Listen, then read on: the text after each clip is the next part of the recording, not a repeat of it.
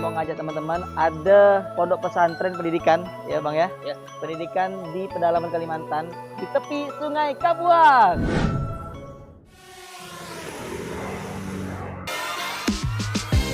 Beginilah guys ya jalannya.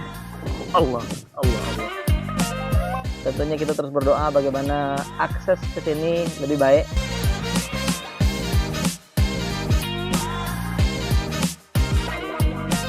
Pondok Al-Mubarak. Untuk sampai ke Pondok Al-Mubarak, kita perlu melewati sungai seperti ini guys. Kalau kita lewat darat itu aksesnya cukup berat untuk sampai ke Pondok Al-Mubarak. Inilah view-nya. Memang memudahkan kita untuk datang ke pondok ini.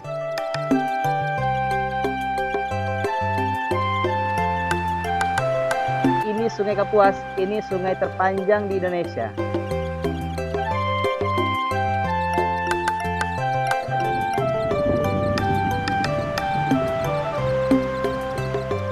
Kalimantan juga termasuk penghasil sawit terbesar di Indonesia. Kalau sawit ini kan hasilnya maksimal. Seandainya andai kata ada punya tangga 1.000. Saya tunggu panenin sawit, itu kan bisa.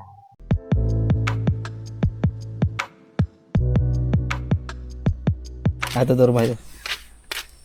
Rumah adiknya.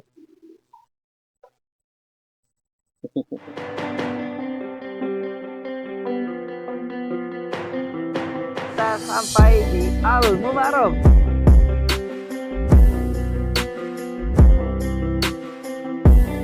Selamat datang di Pondok Al-Mubarak. Ini dia Pondok Al-Mubarak.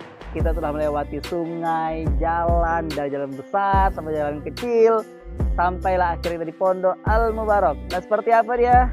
Ini dia Al-Mubarak.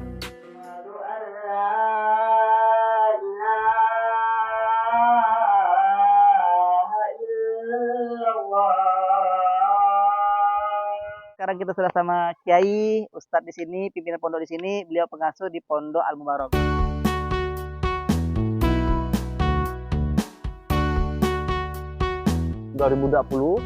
Kami bangun pondok ini. 8 bulan selesai bangunan sebesar ini. Jadi kalau kita logikakan kayak mustahil untuk jadi pondok ini. Ini memang pondok keren, the best ini. Macam mana cara dia bisa nyampe ke atas itu? Itu tinggi tuh. Penyiraman, Wajo, Tanjung Saleh. Karena kita siapkan itu kan serba gratis istilahnya. Bahkan lemari pun tidak perlu beli. Tidak perlu beli. Apapun pondoknya, bukunya tetap giat. Semenjak saya bangun asrama putra ini memang tidak disangka lah bang. Dan itu tidak masuk akal kadang. Tidak masuk akal bang. Mendatangkan pasir ke sini itu harganya bisa 2 kali. 20 juta untuk pasir saja. Membangun pondok pesantren di tengah pedalaman Kalimantan. Tahajud itu antri, sampai antri itu 5 itu tidur bang itu. Akses yang sederhana mungkin dari kayu dulu. Untuk 20 santri ikhwan di sini ada 3 WC. Jadi wajar sih kalau mereka ngantri dalam kegiatannya berjuang hampir sendirian. Tukang sampai 1 orang Selama 1 tahun. 1 orang 1 tahun tukang.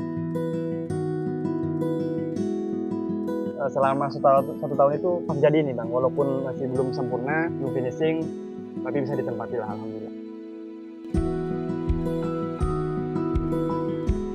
Kalau tengok wadah putih, bersih, rapi itu enak dia. Biar anaknya dipondokkan tepat pada sasaran gitu. Nah, Ustadz menggabungkan keduanya. Bagus dalamnya, adabnya, jadi pekertinya, juga bangunannya bagus. Nah, memang Jamal dulu ya Ustadz bangun, sambil memperbaiki adab yang dalamnya. Keren guys, benar. Ternyata bangun pondok pesantren itu bukan harus punya uang dan punya kerja ternyata bang. Sampai saat ini masih belum punya kerjaan saya bang. Pondok ini kasih nama Al-Mubarak, jangan ditambah kata gitu. Pada akhirnya oleh Allah Subhanahu dikabulkan juga bang. Buat pondok itu bukan tidak harus kaya, tidak harus mempunyai pekerjaan, tapi dari niat. Wallahu yuhibbus sabirin.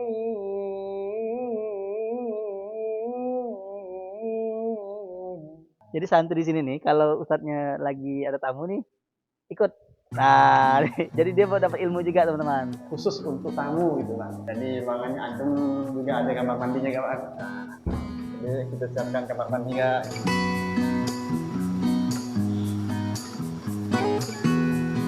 Habis ini tenang pokoknya. Ini pondok yang memuliakan tamu. Yang mana? Ini, oke. Ini guys, kita coba guys. Ini kitab Fathul Qorib. Akan dibaca oleh siapa namanya nih? Khalilullah, subhanallah namanya ya. Fasul Fathul Nusri salah satu asya ahaduha itu ketika kita junub maka kita harus diwajibkan hadus nifas atau junub. Ada yang mau salto?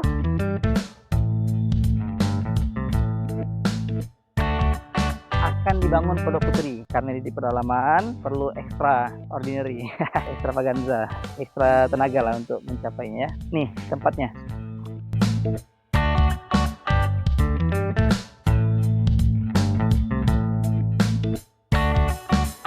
Biar hemat pakai tungku.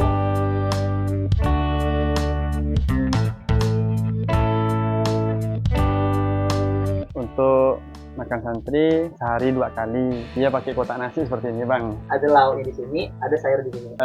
Setiap bulannya kurang lebih 300 kilo, Bang. Jadi kita alhamdulillah sudah terbantu dari Masjid Muzalan tuh setiap bulannya 80 kilo. Alhamdulillah modal di sini teh bahagia banget karena punya banyak teman dan ustadznya baik, makannya enak, tempatnya enak.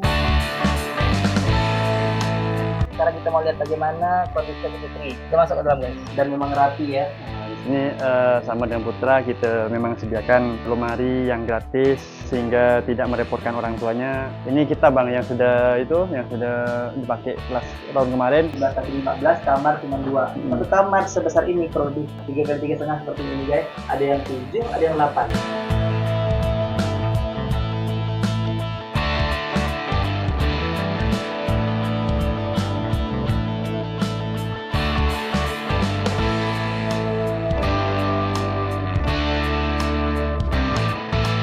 Kita sudah keliling pondok tadi sama Ustaz Samsul, udah dilihat bagaimana kondisi pondoknya, bagaimana jalannya, bagaimana kebutuhannya, bagaimana dapur dan lain sebagainya. Kenapa kita harus di pondok pesantren?